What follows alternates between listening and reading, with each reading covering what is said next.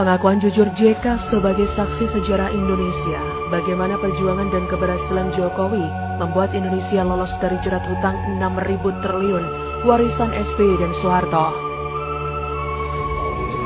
Memang sedikit baik setelah ada teks amnesti, ada tebusan 93 triliun. Tapi hutang ini kan akumulasi selama puluhan tahun. Kalau perlu kebijakan perpu, ya perpu saya keluarkan. Kalau perlu perpres saya keluarkan.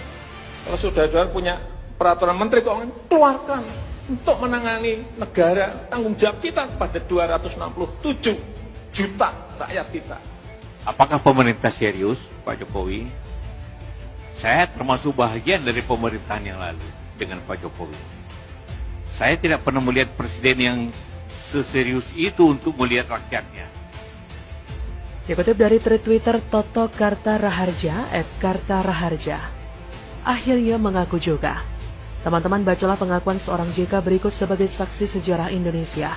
Pengakuan jujur JK terhadap keberhasilan Jokowi dalam mengelola negara sehingga Indonesia perlahan lolos dari beban utang peninggalan era SBY dan Soeharto yang telah membuat Indonesia harus menanggung utang hingga 6.000 triliun dengan dalih subsidi yang hanya memperkaya dirinya sendiri dan konco-konconya. Silahkan Anda menyimak sampai selesai agar kita paham mengapa kini Indonesia perlahan menjadi negara hebat di Asia dalam kurun waktu yang tidak terlalu lama di era Joko Widodo. Perjuangan moral Jokowi bagi Indonesia. Kala itu, mantan Wakil Presiden Republik Indonesia, Yusuf Kala, dalam sambutannya di acara Simposium Ekonomi di MPR Senayan, mengatakan bahwa ada dua kebijakan keliru yang dilakukan pemerintah era Soeharto dan SBY, sehingga menghabiskan anggaran 6.000 triliun rupiah. Kebijakan itu menjadi salah satu penyebab ketertinggalan Indonesia dari negara-negara tetangga. Satu kebijakan era Soeharto dan satu lagi era SBY.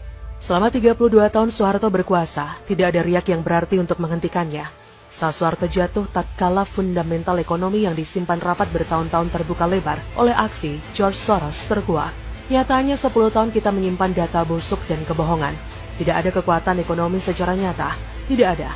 Soeharto tidak punya rencana hebat untuk membuat Indonesia hebat dalam sektor ekonomi, kecuali hanya menggali lubang sedalam-dalamnya melalui hutang tanpa rencana real untuk mengubah Indonesia menjadi